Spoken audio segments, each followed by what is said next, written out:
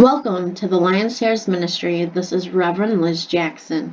Today's sermon is Society and Reality, American Legislative Exchange Council. Who really writes our laws? I must admit, I do tend to keep my eye on the news, and not nearly as much as I did back in 2018 when Abba Yah showed me the information I am going to deliver to you today. Most of the time, my news is on Fox News Network because I have learned that they are more balanced than CNN, MSNBC, and the other alphabet networks. I personally like Al Jazeera or BBC, and now that the Roku has those apps for free, I have downloaded them to my Roku TV, and I watch to get news outside of the United States and to learn about what is really going on in our world. When we focus on just one news source, we are not getting balance whatsoever. And the reason why I did a sermon on ALEC, is what is called American Legislative Exchange Council, is because it's important to know who is really writing our laws. And ALEC was discussed on Tucker Carlson and in Hannity back in 2018. This sermon is going to teach us about how policies are being made outside of Congress on state levels as well as federal, and the information will be taken from ALEC's own website, and I urge you to investigate the people who are making policies on our behalf. It seems that there is a new way to lobby, and that way is by joining American Legislative Exchange Council, which according to their website, from what I've looked at, if you pay a fee of $200, you are able to join. And I will look at that right now with you. And it says, with over 2,000 members, ALEC is the nation's largest nonpartisan individual membership association of state legislators. ALEC is one of America's most dynamic public-private partnership with nearly 300 corporate and private funded members. ALEC provides its public and private sector members with a unique opportunity to work together to develop policies and programs that effectively promote the Jeffersonian principles of free markets, limited government, federalism, and individual liberties. And it states, join today for just $200 for a 2-year membership. You can be part of America's largest nonpartisan voluntary membership organization of state policymakers. ALEC brings together nearly 1/3 of the country's state. Let me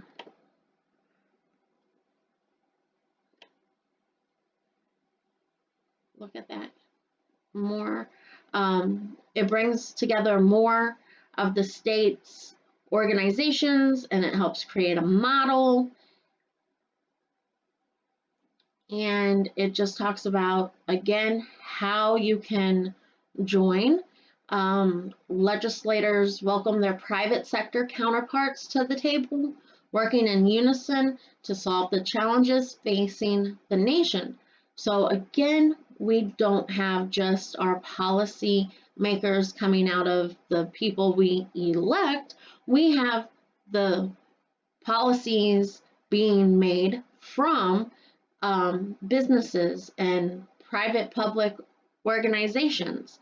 So if you are an individual who feels that your voice isn't being heard, maybe ALEC is a place that you can look at and apply to have a seat at the table with our elected representatives that are supposed to be working for us because we pay them.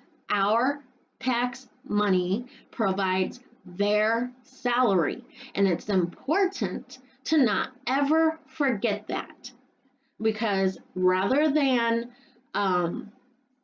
rioting and picketing and destroying public property and the property of those who have worked really hard to make a business and a legacy for themselves and their families, we need to understand the actual structure of these governments and how it is that we can actually implement change.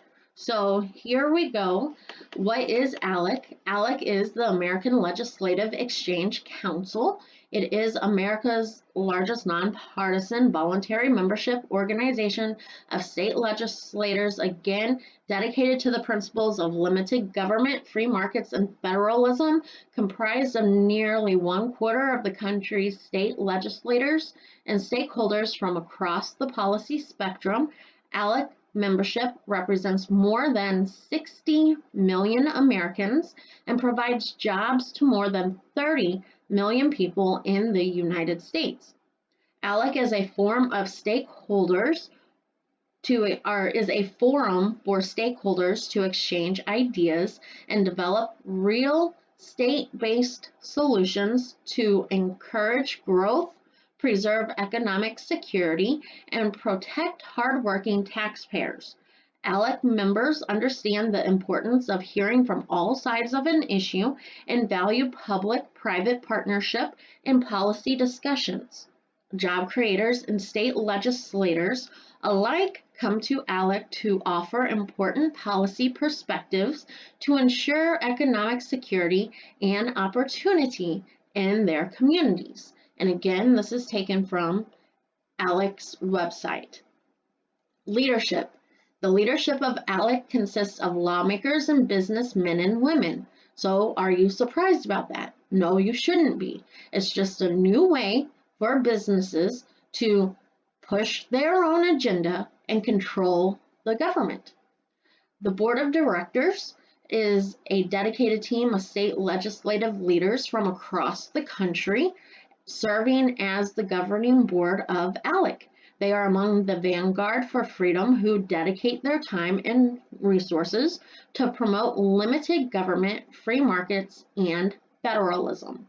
As of 2018, when I first did this research, Senator Jim Smith, a Nebraska senator, Representative David Reis from Illinois House of Representatives, and Representative Bill King of Texas House of Representatives were members of the board of directors. And that was just to name a few. Board of Scholars is another leadership within ALEC, and it states the ALEC Board of Scholars program honors those who distinguish work and dedication to market-based policy innovations, have been and continue to be invaluable to ALEC and its membership. Dr. Richard Vedder of Ohio University, Bob Williams, Senior Fellow, Center for State Fiscal Reform at State Budget Solutions, Arthur B. Lafer is the founder and chairman of Lafer Associates, an economic research and consulting firm. And again, that's just to name a few of the Board of Scholars. The next we need to look at and understand is Private Enterprise Advisory Council, better promote the principles in limited government, free markets, and federalism with real-world business experience. The ALEC Board of Directors enlists an advisory team of private sector industry leaders: Bill Carmichael, American Bail Coalition, Steve Del Bianco, Net Choice, and Net Choice is a trade association of e-commerce businesses and online consumers, all of whom share the goal of promoting convenience, choice, and commerce on the net. And then Frida Levin, just to name a few of those people. ALEC executives, a vibrant team of experienced leaders with Lisa B. Nelson at the helm, who still is, because I looked at that just a little while ago, guide day-to-day ALEC staff operations. With expertise in strategic planning and crisis management spanning her entire career, Lisa successfully led several coalition-based efforts in the financial services, technology, content, and communication industries at both the state and federal levels. So again, to read more about these people, you can go to ALEC or Google search their names and find out who they really are. Model policies that were, again, as of 2018, one, resolution to encourage Congress to cut the tax rate. This resolution encourages Congress to cut the 35% federal corporate tax rate and replace the U.S.'s cross-border tax system with a home country tax system in order to improve the ability of the 50 U.S. states to compete for international investment and jobs in the global economy. Number 2, draft resolution urging the presidential administration and Congress to support continued U.S. participation in the U.S.-Korea Free Trade Agreement.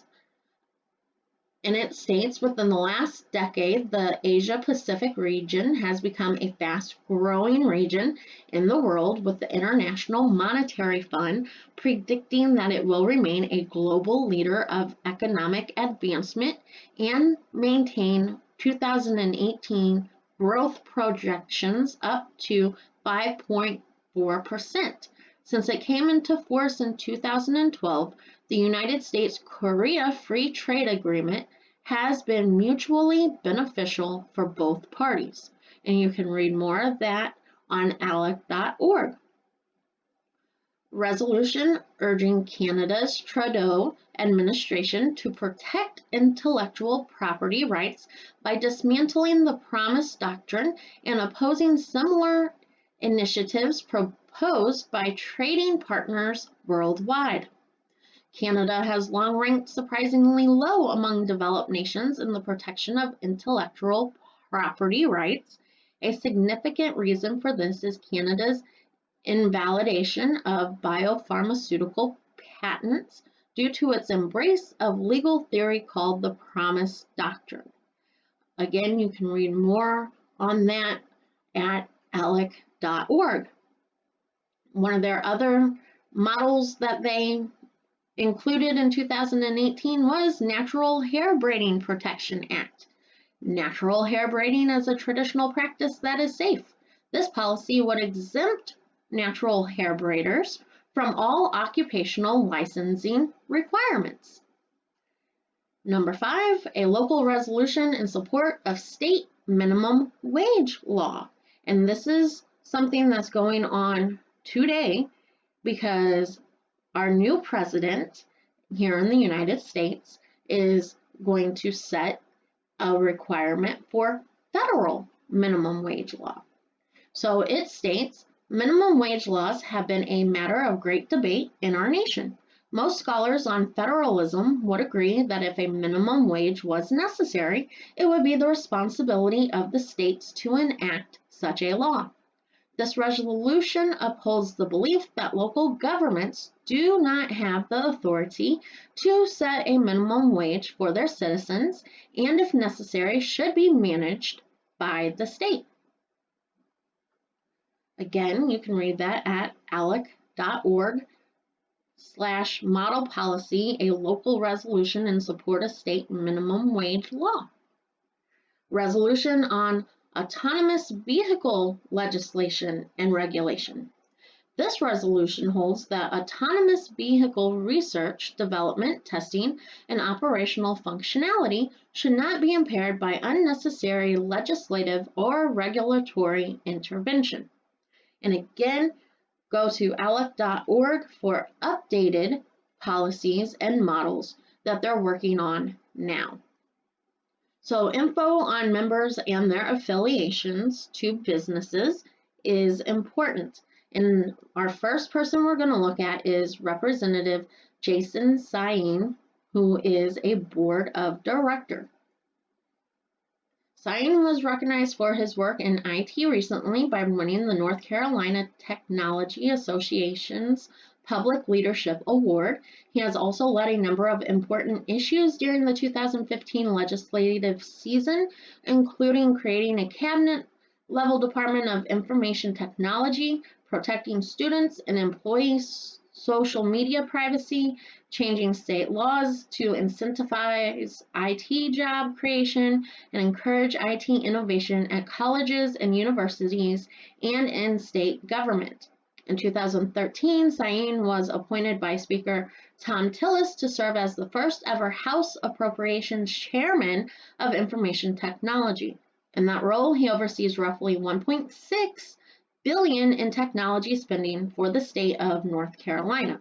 He was reappointed to continue in that role by Speaker Moore in 2015. Jason has been at the forefront of innovation, from being named the Public Leadership Award winner by the North Carolina Technology Association only 1 year into his full term, to being a member of the FCC Intergovernmental Advisory Committee. Jason has been a leader to bring technology and investments to North Carolina. And again, ALEC has people from all 50 states working within it. So again, if you are feeling that your voice isn't being heard, you need to go on ALEC and you need to find who has joined ALEC in your state and contact them with your comments, concerns, and questions, instead of tearing down people's hard work and investments and causing taxpayers to have to refurbish and rebuild. Violence gets us nowhere. And the problem with that is when we riot and destroy things, one, again, we are causing taxpayer money to go out the window to rebuild. And two, your voice is just looking like vandals. So the way we actually move as the body of Abba Yah is to voice our concerns to those who actually have, quote unquote, the power to make change.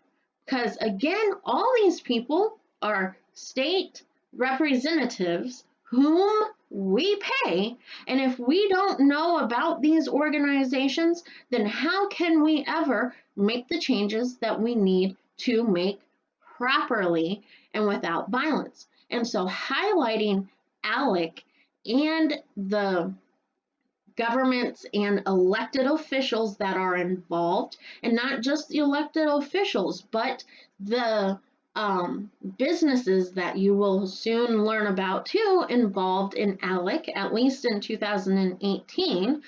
And they still are, because most of these people aren't out of office and they still have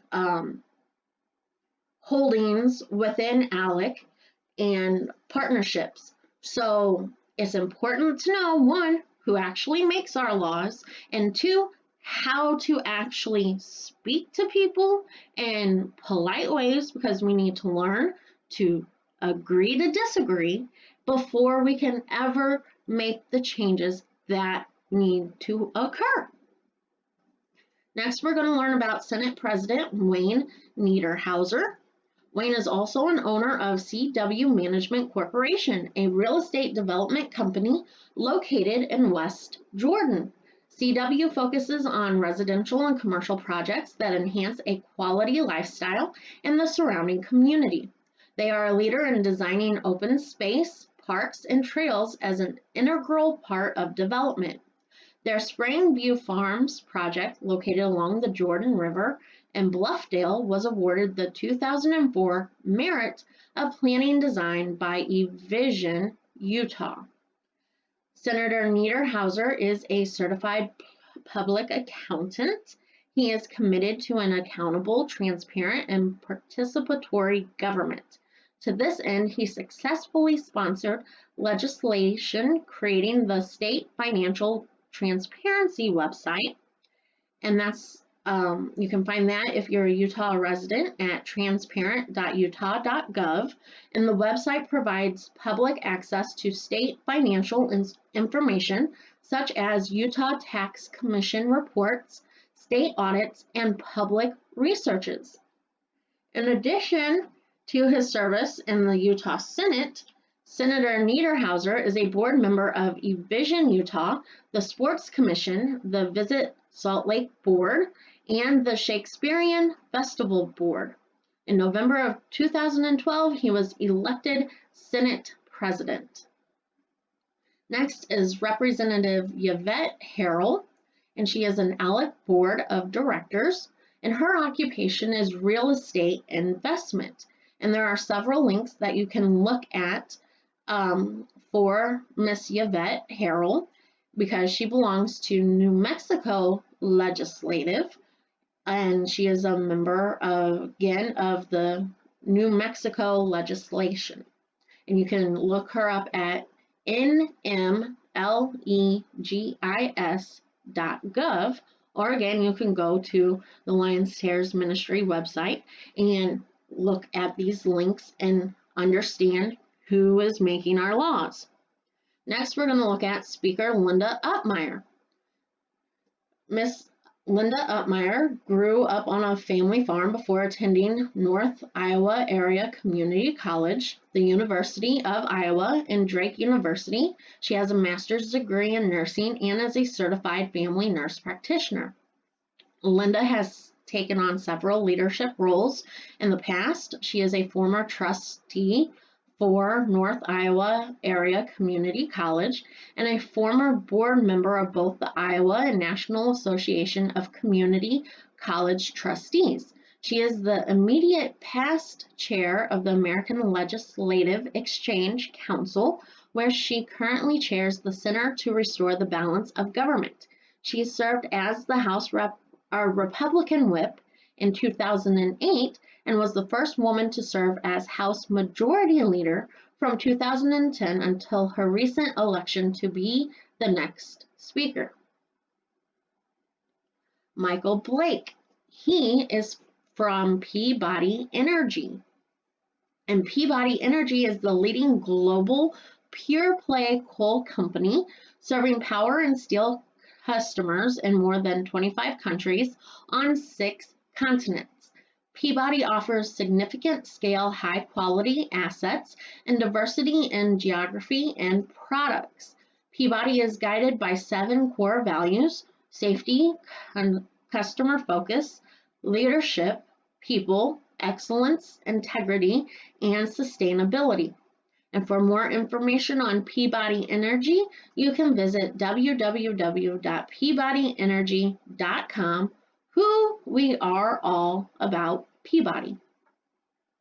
Next person we're going to look at is Rob Engstrom, and he is U.S. Chamber of Commerce.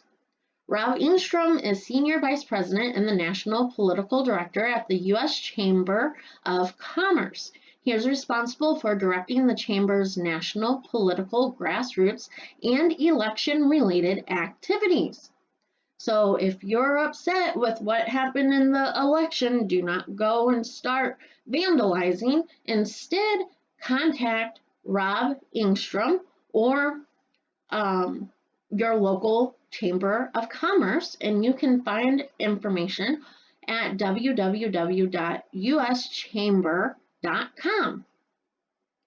Number 7 is Steve Del Bianco, and he's from NetChoice. As president and CEO, Steve works with NetChoice members to set and execute the NetChoice agenda. Steve has become a well-known expert on internet governance, online consumer protection, and internet taxation. He's provided expert testimony in 25 congressional hearings and many more state legislative sessions. NetChoice is a trade association of e-commerce businesses and online consumers, all of whom share the goal of promoting convenience, choice, and commerce on the net. And to learn more about NetChoice, visit netchoice.org. And the main objective of this sermon is to enlighten you to the fact that businesses and those we elect are working together to form policies, possibly for their best interest, because it is 2021 and the world is in chaos. The majority of Congress in this organization are associated with businesses of their own or are on board members and stockholders of companies that these laws are being written for. We must at all times be aware of their agenda. We need to ask, are they working for us or for their company? When we go vote, we are voting for companies, or are we voting for our own districts, needs, and wants? We hold the power to keep people in office, but we need to better educate ourselves on who we have elected. We must not remain blind to these people and their agenda. Again, for more information, go to www.alec.org.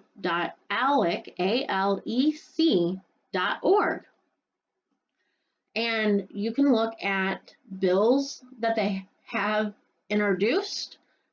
You can look at everything that they are doing on ALEC website. It is free for you to look at. You do not have to purchase anything. But the thing about this is, brothers and sisters, our liberties are being stripped little by little. And if we do not understand why, and if we do not look at these policies and agendas that are being written in the best interests of the businesses and tech companies and those that are trying to take control and strip away our First Amendment rights, then we're to blame as well, because ignorance is not bliss. And when we remain unenlightened to the world and we just focus on what society tells us to focus on, which is celebrities and a state of crisis and panic, then they win. Brothers and sisters, as the body of Abba Yah, one, we really do have to follow the rules of this earth the way it is now in whatever country you are in. But the thing about that is, when the leaders are not following the rules, and like here in the United States, we elect leaders. And if we don't like someone, then we need to start booting them out. Because I, for one, have teenagers. And unless Abba Yah comes within the next, day or two, which I pray he does, but I doubt it, then my concerns about what type of environment and nation my daughters are going to have when they become 36 years old is at my front and center mind. Because if they're not able to live freely without government intrusion and privacy violation, then that's concerning to me, because that's not real freedom. So therefore, we all must work together for the benefit and good of everybody. And we need to take our power back. And we can do that by understanding who really writes our laws and contacting those with our concerns and spreading this information.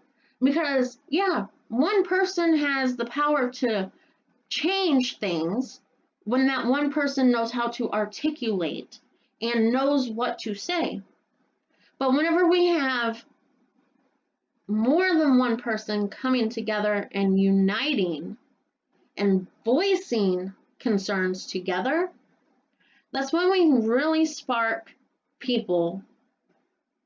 But we have to do it in the right way. Violence is never the answer. For when our hearts and minds are negative, our actions are going to be negative, and nothing good comes from negativity. And we must keep that in mind.